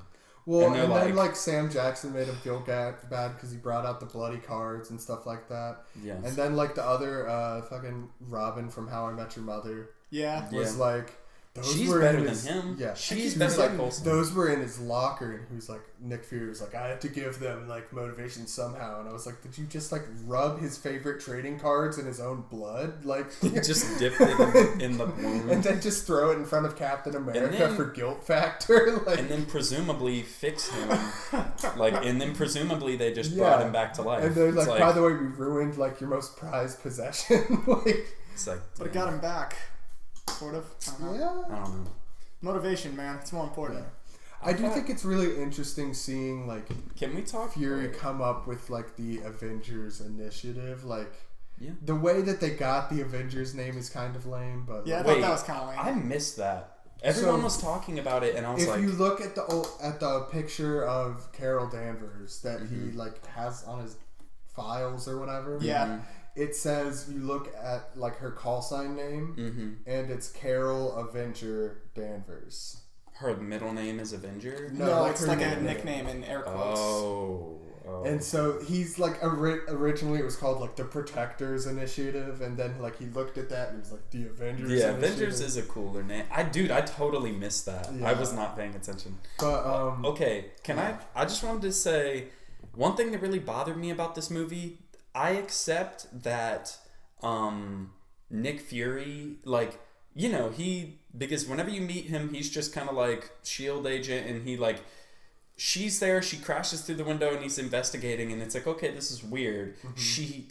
She sees him he sees her shoot a laser at an alien, and then he starts seeing that they're like shapeshifters and stuff. Yeah. But he doesn't ever really crack. He's like, okay, this is crazy, but like he's been a military dude, like he's been in it for a while. But every other character in the movie is not freaked out by any of it at all. The little girl that is like Captain Marvel's best friend, the little girl sees a Green Goblin looking ass alien shapeshift from into somebody, and she's just like, Mom, like, what's going on? It's like, no, I think that I know it's a movie, but it's still, it I was plays like, into one of what? Captain Marvel's problems, the movie, not the character. Yeah. In that there's kind of a lack of emotion at times. Yeah, definitely. Like especially with like Carol herself, like there are definitely times where I was just like... Well, like, the script definitely could have been, like, better on that. I think they could have hired a better Captain Marvel. Like, I do, too. Like, but also, I think she's going to grow on me because that's what happened most likely, at the end of the movie. Hopefully. Like, you know, there's, like, that oh shit moment that you get with, like, all these characters when they finally come into their own. Like, I definitely got that when she, like, fully ignited and started, fucking up. But that's just CG. But like, that's not her. But I get that. But still, I was just like, oh shit, like, this is the character. Like, it got me hyped, and it made me be like, okay, like, I'm more, like, willing, like, accepting of this character. I don't know. The thing that got me about that scene is that she went from literally being able to shoot lasers to, like, a demigod in seconds. I mean, I guess so. What did she do that like really unlocked her potential? She took off the patch. Yeah, they had like a patch in her neck that was limiting her powers. Okay. And they had like deceived her to think that the patch was giving her powers. Oh, okay. So they were like, that's why they were like, what is given can be taken away. But really, they were limiting her powers because they were scared of her or whatever. Okay. But I mean, it's still, there is like a storyline that goes into her unlocking her power. So I was like, okay, that's a bit drastic, but at the same time, I didn't have anything against it. Yeah, I felt like it could have been like more gradual over the course of the movie or something. Yeah, also, or gradually put getting more emphasis. Put more emphasis on the fact that she's in a weakened state, or that she's not at her top form. But another thing is that like, and this is one of I loved Captain Marvel as a whole, probably bordering on top 10 favorite Marvel movies.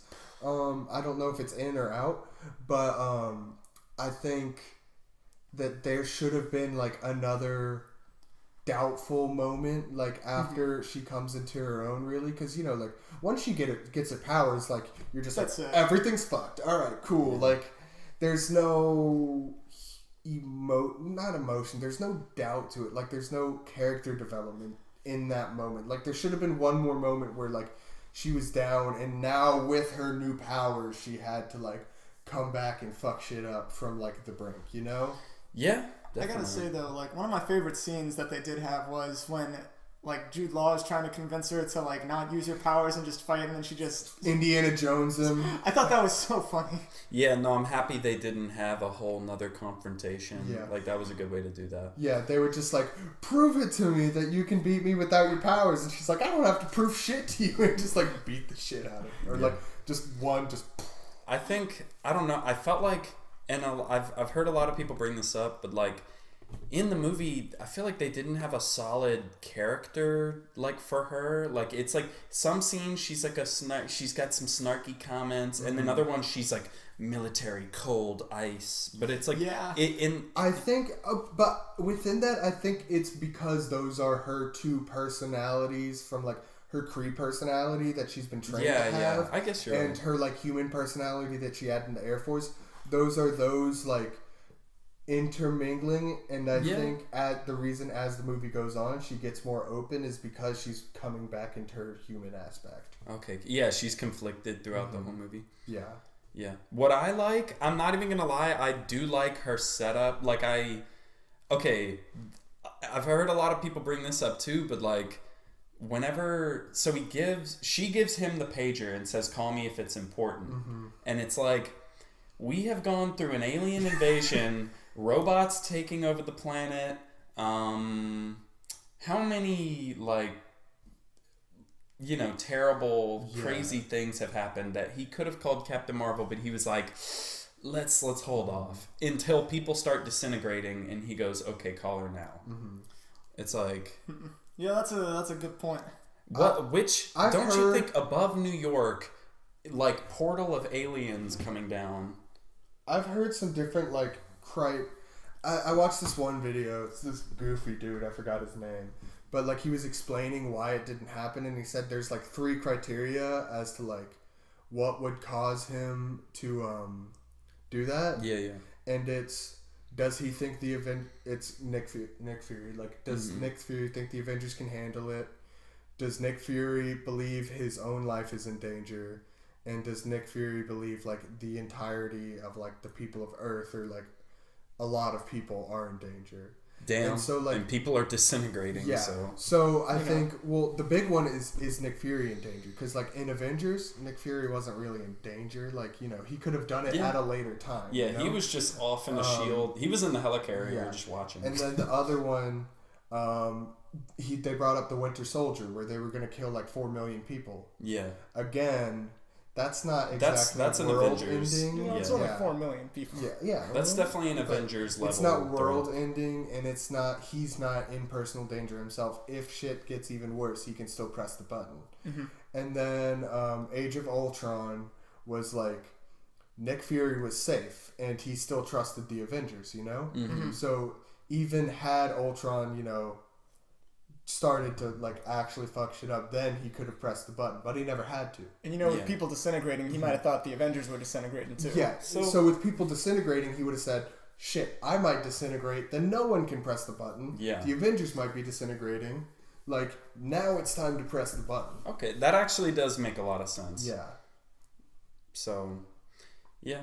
But I do like, from what I understand, from where like Captain Marvel ends and where we pick up with Endgame, apparently that entire time she's just been going planet to planet and just like fucking shit up. And I like that idea. Yeah, and I think that's why they've even said that the next Captain Marvel movie is also going to be a prequel.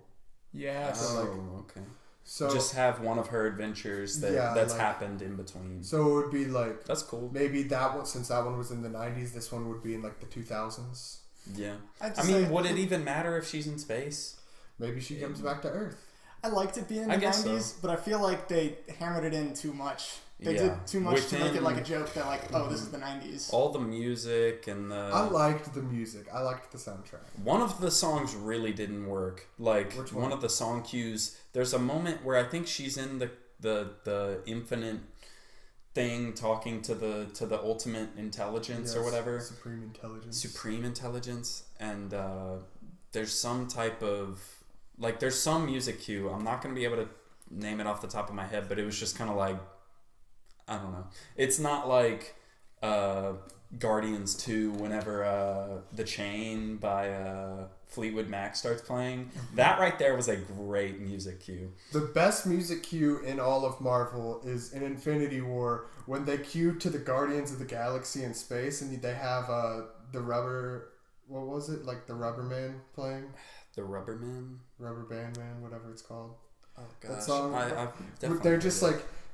It's because Wong turns to the Hulk and he's like, "What are you gonna do?" And the Hulk is like, "I'm gonna make a call." And then he calls it shows Steve Rogers on the phone. Mm-hmm. And then like all of a sudden it just cuts and you see the word space, and like you just like hear a bunch of like 80s music start playing, and you're like, "Oh fucking shit!" Like here we go. Like yeah, that's my favorite like music cue that they've ever done in Marvel. Okay.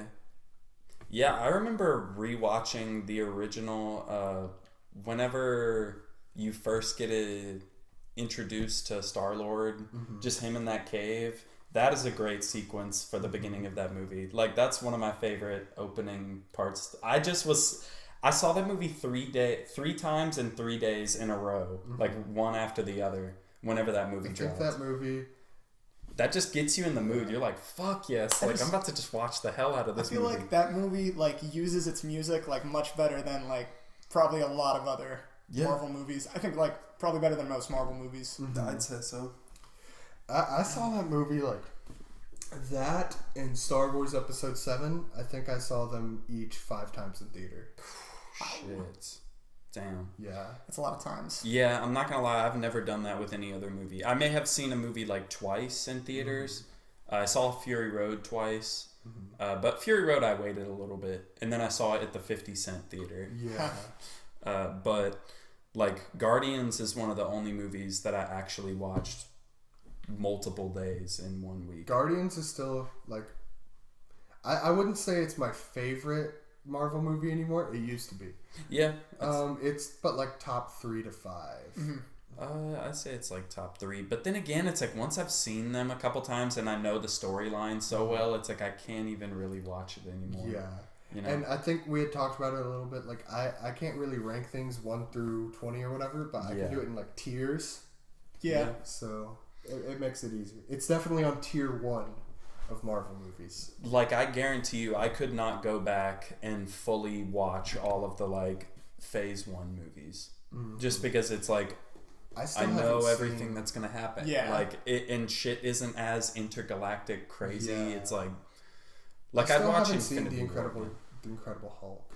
You don't really need to. It's Yeah. Ed Snowden. If you're in the mood for some gamma tsunami. Snowden, Ed Norton. Ed Snowden. Edward Snowden as Bruce Banner. Edward Snowden is the real Hulk. Yeah. Ed Norton, not He's the Snowden. real Captain America. He really is. Yeah, for real. Yeah. Fat chilling out in Russia I or was whatever. about to say. I wonder, like, how life is for him. How's he doing? I mean, probably decent. I don't know. I don't know. Him and Julian Assange just busting Julian a didn't chill leave his out house? there. Yeah. Does he go visit Julian Assange? I think they're like work together. We in one of the so. classes that I just took at school, it was called American Vigilantism, and like we were just talking about vigilantes a lot of the time. And was Batman brought up? Batman was, of course, brought up. Hell yeah. Good. Talked about Batman and Captain America, and then we talked about like Snowden and all those people. The founder of WikiLeaks. That's Assange. Julian Assange. Yeah. Shit's cray cray. A lot of crazy stuff. Yeah. Yeah, Lots of crazy stuff. That's like a whole other That's a great thing. class. It's super interesting though. I don't know, because you know they're criminals just by law. I mean, but the thing is, like, They're exposing shit. Like they're exposing America for breaking American laws. But they're breaking American laws, and America's just like, hey, don't do that. don't do that. Don't do that. That's a bad thing to do. We'll send you to prison for life. showing that we were breaking laws. Yeah, but I mean, it's also just kind of like everyone already knows. Like, Yeah. I don't know. I mean, there's... I've accepted there's tons of shit. Like, there's Yeah. probably aliens. I don't know. I'm pretty sure there's aliens. Yeah. I mean, somewhere out there. Somewhere. It's a big universe. There's just some type of crazy shit going on. That's all I Yeah, know. like in the U.S. government, you know, like Yeah, there's wild shit. That's all I know. they know shit that we don't. don't know. Here's I'm like- one. Oh, sorry, you can go first. I'm a bit skeptical about a lot of like the government having a bunch of secrets because like you look at all the leaks and things that have been coming out of the White House and it's like, come on, if there was something big like that, it totally would have been published. But do you think it would be leaking out of the Maybe. White House if it was something like that? It'd be leaking out of the I don't know. Pentagon. Yeah, I can't suppose. say either way. You I mean, know but what that I would mean? have It's to mean like, that they didn't tell they haven't told the president. Hey, have you seen Independence Day? I have. The president I have seen doesn't. Independence Day. The yeah. president doesn't know about any of that. He in still does Independence give Day. one heck of a speech though. Yeah, he does. this will be our Independence Day. I would totally just give that speech if aliens invaded. Just give the speech Word to for word. everybody. Shit, I'd be up in a bunker somewhere. No. No, but Jimmy Carter when he ran for president, he actually, one of his campaign points was, I'm going to release all the shit on UFOs. Mm-hmm. And then Jimmy Carter got elected, and he said... Never mind. No, he said, I will not be releasing all the shit on UFOs due to national security concerns. Amazing. You just know that there's some space ambassador up there. Yeah, that's a little sketch to hear the president of the former president, he's still alive, but saying like, hey, I'm not going to release this because we're scared about like the reaction. Yeah. I'm not going to lie. I wonder if there is some type of crazy ass shit that's going on. It's like, how would the world react? Where it like kind of things where it like, if it were so big that it would kind of like something that nobody ever thought was possible. You know what I mean? It's like, I wonder how the world would react. I feel like a lot of people would just make memes about it. Like, yeah, I think we might be like kind of ready. Are we just that apathetic? That was exactly what I was thinking. That there would just be like memes about it just instantly. People be like, LMAO, this alien, like fucking. When aliens. Like, I mean, remember when people were all like, a couple summers ago, and it was like, oh, North Korea now has the nuclear capabilities to attack Chicago, and they were like, hey, Lamau. We were like making memes. But I mean, even if it was Rocket Chicago, Man. like, the thing is, with mutually assured destruction, it's like, it doesn't even matter if your city is the one that's targeted. Like, if they shoot a nuke at us, everything's going to shit. Yeah, like, one nuke gets launched. We're going full Fallout. That's like, why it was good when just America had nukes. Then we could nuke Japan, and everyone would just be like, "That kind of sucked, but we can't do shit about it." What you gonna do? Yeah, You don't got one. But yeah, the MAD doctrine, it's kind of like guaranteed mutual. Yeah, shit's cray. That's why we need to get one of those satellites that's a baby Death Star to shoot out the missiles. Hell yes. Star Wars. Star Wars, yeah. Yes. That's what it was. The Reagan Star Wars initiative. I remember reading about that in history class. We need a little baby Death Star out in space. Y'all can barely make a fucking NES, or y'all be playing that type of shit. Like, y'all ain't gonna have no lasers in space. Get the fuck out of here. It's the 80s. Do we have the technology? No, I'm saying now, but back whenever that shit was first initiated, like... Y'all ain't doing no shit with space. Shut up. Like, we got satellites. Like, well, did you know the Space Force isn't gonna be like its own thing anymore? I'm pretty sure it's still they say that it's going to be like affiliated with the Air Force in the same way that the Marine Corps is affiliated with the Navy. Oh, really? Yeah. So it has its own secretary and is considered its own like separate branch. Yeah, but it's still technically within the larger Space Force. Okay. Bureaucratic operation. I thought I had heard that it was just going to be like a smaller thing, similar to what we have now. Last time I heard that was about a month ago, so things might have changed since then. Okay, no, that's about the same time I've heard stuff, so you're probably right.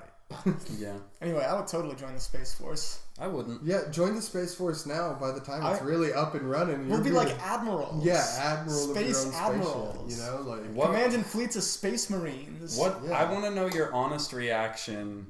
If let's say you're like, yeah, I'm gonna go into the Space Force, and then you come up, you've been in the system for a long time, and then they're like, yeah, the Earth's flat, and then like you, no, I'm not joking. Like, if this shit really got revealed to you, and you're like, damn, like shit really is flat, like, and then they're like, yeah, all of the other planets are just like projections. Like, what would be your honest reaction? I guess if it's a military branch and you've been trained, it's like you just top secret, like you're just in on it and you don't talk about it. I'd probably just regret talking shit to all the flat earthers. I would. The next question I would ask is Australia real? I mean, that's the other big conspiracy. Really? Earth is flat. Australia is fake. It's fake? It doesn't exist. So there's not a continent there. So what is it? It's a fake place that there are like separate places in the South Pacific that they take people to when they say that they're visiting Australia, and any Australian you've met is a paid actor.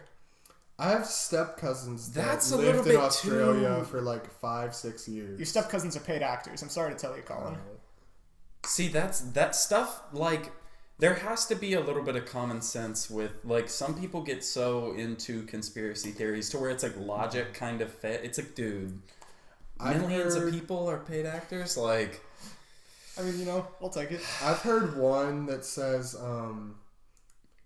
America is the only place that exists, and that if people if they're taking you, if you fly to a foreign country, they actually just fly in circles and take you to a place within America. Have you heard the last Thursdayism? Yeah, Thursday. That the Earth was created last Thursday and will be destroyed next Thursday. And that all memories you have from beforehand were implanted 5 minutes ago. Yes. Yeah. Shit like that, it's last you can't argue with it, so it's maybe, if it's true, I guess we'll all die. Yeah. Okay. That's what I have to say to that. It's cool for a cursory thought, but once you realize there's no way to test it, no way it doesn't mean anything. Yeah. It's okay. If it is true, we're all gonna die. Okay. We're all gonna die on Thursday. That's pretty much. Damn, I had plans Friday. Yeah. All right. Well, we should probably start wrapping it up. Yeah. Just we don't have to fully wrap yet, but just sure. Yeah. What do y'all usually do as a wind down? Usually we just keep talking, but just keep it in mind that we only have a few minutes left. But okay. Yeah. Shit. This has been one of my favorites. I really enjoyed this. This is a fun time. So I guess you know a lot about literature, right? Yeah, I know some. Yeah, okay, well, hold up. So Tony brought 3 entire books with him to be prepared. So I don't want to just go throughout this entire podcast without bringing these up. Yeah. Tony has been way more prepared than any other guest we've ever had. He brought his own laptop. He brought textbooks. So let's. So y'all just want to read these books real quick? Yeah, let's read these books all real quick. All the way through. You think we can get this? If we do about 300 pages a minute. Hey, all right. There's 3 books. Look, 3 books, 3 of us. Let's just all read, and we'll get through it, and then we'll end the podcast. Yeah. Anyway. One of the books here, I think it's pretty funny. It's called The Sabermetric Revolution, Assessing the Growth of Analytics in Baseball. I'm reading it for a class that I'm taking about the economics of sports. And it's really funny because the first 50 pages of the book is just this book being the movie Moneyball is just garbage. That's funny. You hear that? I'm not gonna lie. Go fuck yourself. That's one of those movies that everyone was talking about. It was oh, it's so good, and it's I'm just not interested. Fucking baseball. Okay, I'm not gonna watch that. Yeah, it's talking about how the movie is just completely wrong in a lot of ways. It's non-factual, and it's just incredibly incorrect. So the first 50 pages are literally just saying, Moneyball is dumb, here's why. Yeah, it's literally let me see what the first chapter is called. The first chapter of this book is called Revisiting Moneyball. And it's just Moneyball on screen, and it's here's what's wrong about the movie. And then it's the book, here's what's wrong about the book. And it's all about the analytics of baseball? Yeah, different stats on player abilities and stuff like that. And what stats are useful and what stats aren't. And how to analyze them. Well, and that's taking over other sports now too. You see advanced metrics in basketball, usage ratings or usage percentage or whatever. You see PER, all these types of weird ratings that you get within basketball, and not a lot of people are confident that it works. I know the Rockets use that stuff a lot. Mm-hmm. Mm-hmm. The Astros use a lot of sabermetrics too. Yeah, they've actually been doing a lot of things to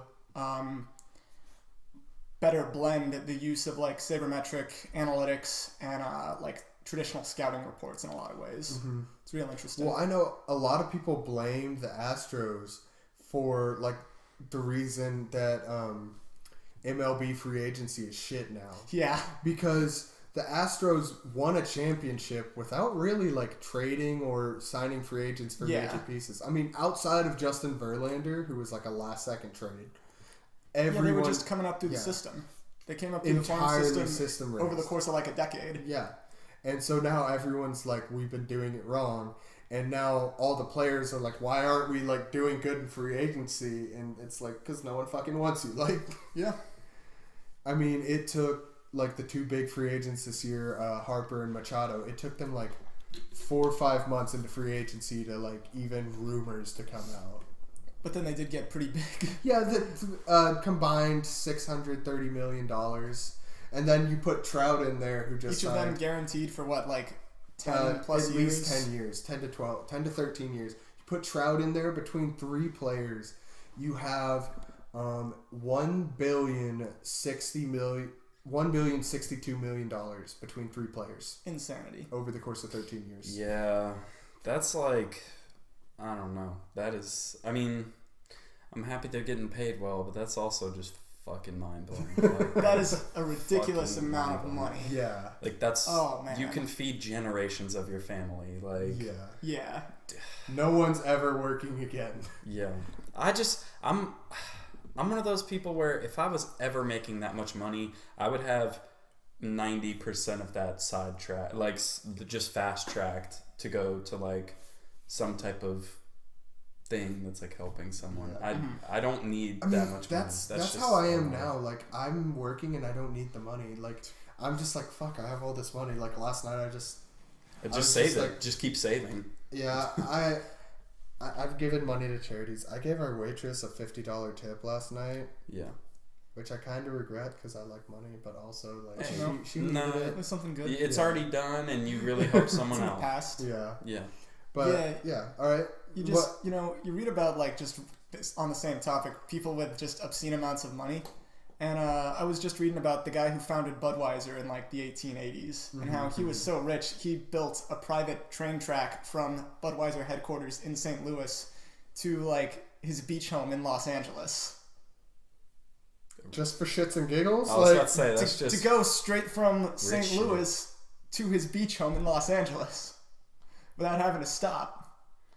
full on the His see, own this type of railroad. shit, like That's what I'm saying. It's like, why? Like, I guess some people would want that. Just from my perspective, it's like I'm definitely gonna have enough to where I can like live comfortably, have nice stuff. But it's also like I don't want that much money. Like Yeah. that's just, especially if you're like Bill Gates, where it's like you're a fucking billionaire. It's like I feel like you can't even go most places. he's like, well, Bill Gates is just like giving out all kinds of money. Like he's donated like if I ever see like him, $100 billion. if I ever see him, I'll be like, bro, 100K. Like that is nothing No, to you. I That heard is nothing. I heard a story. Please. Apparently, this person's friend, whoever posted about it on whatever media site it was, caddied for Bill Gates once during like a round of golf, and they were expecting like a super big tip. Mm-hmm. At the end of the day, Bill Gates just leaves no tip. The person's like pretty Damn. disappointed, whatever. Yeah. The next day, they get a call from their college, and they're like, "Hey, are you so and so?" And they're like, "Yeah." And they're like, "Bill Gates just paid off your entire tuition." He's like, sweet. Like Cool. that's like depending on the school, that can be like up to $200,000. Hey, Like, Yeah. I'd take that over a tip. yeah, no, me too. That's just not. That's insane. Yeah. I'm trying to. I've always said, like, at least I want to deliver, or I want to, like, a delivery pizza boy. I want to do, like, up to $500. Like, just, but then again, I think there might be a limit on that.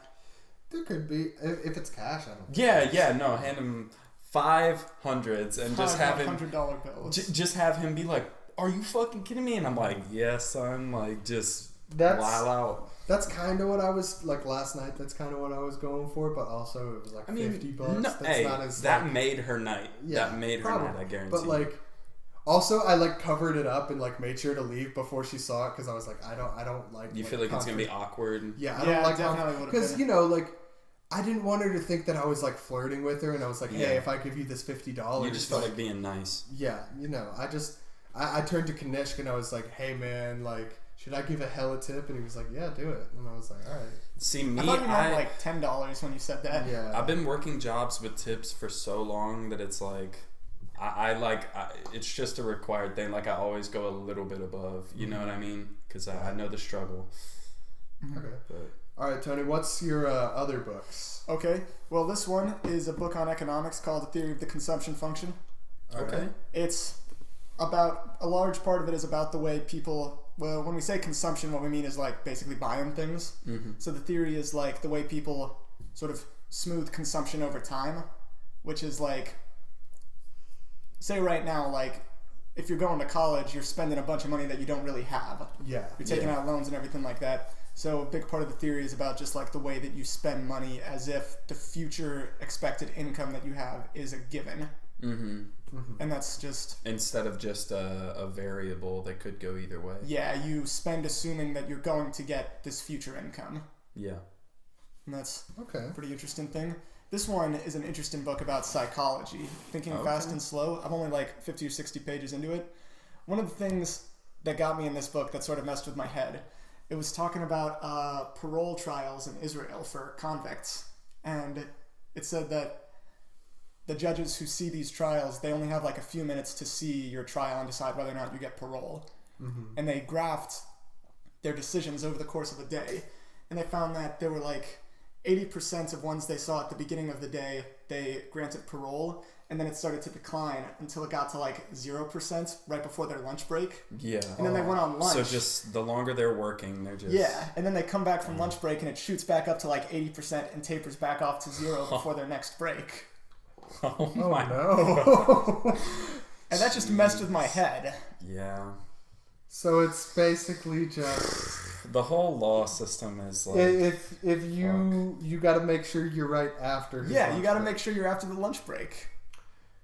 Or just don't just be become a waiting- convict. Or don't become a convict. Yeah. Yeah, I mean, there's definitely... You can do that, but it's like...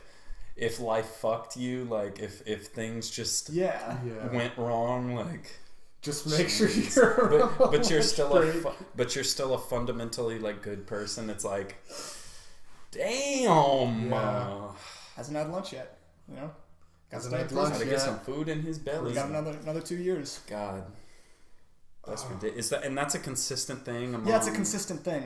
It's a consistently documented amongst like, it was like 3 different judges that they were checking in this study. And That it is- was like consistent with all 3 of them. Absolutely terrifying. Like, Yeah, no, just you like the fate of like a significant portion of your life is in the hands of somebody who's a little hungry. Yeah, like, who would win? Like hungry boy Justice. justice hungry or boy. one hungry boy. with a hammer, Oh, man. Okay. wearing a stupid ass wig. Yeah, All I right, think they so wear those wigs in Israel too. Is that where there's? Man, that would be nice. Yeah, that was in Israel. oh, okay. Does that happen in America too? I would presume so, but Yeah. I'm not sure. It has happened. Yeah. Yeah, that's the scary part. Yeah, And probably the funny happens. part if it's not happening to you, but mostly scary. I don't find that funny. It's just like that is just terrible. Like, Yeah. I mean, unless you raped someone or something, then like I really hope he hasn't eaten in 8 hours and you get Yeah. put Yeah. up on there. Piece of shit. Yeah. All right, I guess we should start like closing Yeah. down. Now. All right. Well, But hey, I've enjoyed it. This I think might be my favorite we've done so far. So I feel like it was a fruitful conversation. yeah, thank you like so much for coming on. And Oh, thanks for having me on. Yeah. Yeah. All right, so I guess do you want to shout out like your Twitter? Or something? Yeah. No. You don't. I was about to say you don't. I'll have to. shout out his You don't Twitter. have to. Oh, no. Tony Oh, has gosh, I'm so my frightened. favorite Twitter page. That's not my own. Let me. Storm Surge. Tony _ Storm Surge. Yeah. Why is it called Storm Surge? Okay, because if I Fucking was a badass. superhero, I would have been like a waterbender from Avatar, and I would be called the Storm Surge. Okay. I always thought my name would be like the Lizard, and I would like climb walls. Nice. Because I like grew up and there was a bunch of lizards outside my house every single day, and like just in this area, there's hella lizards. Yeah. They're cool. I fuck with them. Lizards are dope. So it's like Spider-Man, but just without the swinging. All right. So Tony _ Storm Surge. By the way, I've logged off Twitter for Lent, so I'll be getting back on at Easter. So Yeah. just follow me now, and Yeah. So we'll just see it soon. But I promise you won't regret following him. It's I hope not. whether it's like a battle with antinatalists or just like random weird like thoughts of the day. I think spice it up intellectually. yeah. So yeah. Yeah, because you're probably not getting a lot of other shit on Twitter that's like you're super... not getting. It's all gonna be like just shit just entering your brain. I mean, I follow a good amount of people on there, and I know we're supposed to be ending, but I follow a good amount of people on there that are like actually, you know, saying good shit. Yeah. So, yeah, that's cool. I also follow people like BBW Slayer 69. Oh yeah. Goodness. Gotta have some funny motherfuckers on there. Yeah. All right, but I guess we're Until about to next head time. out. Yeah. Peace out. All right. Conversation done.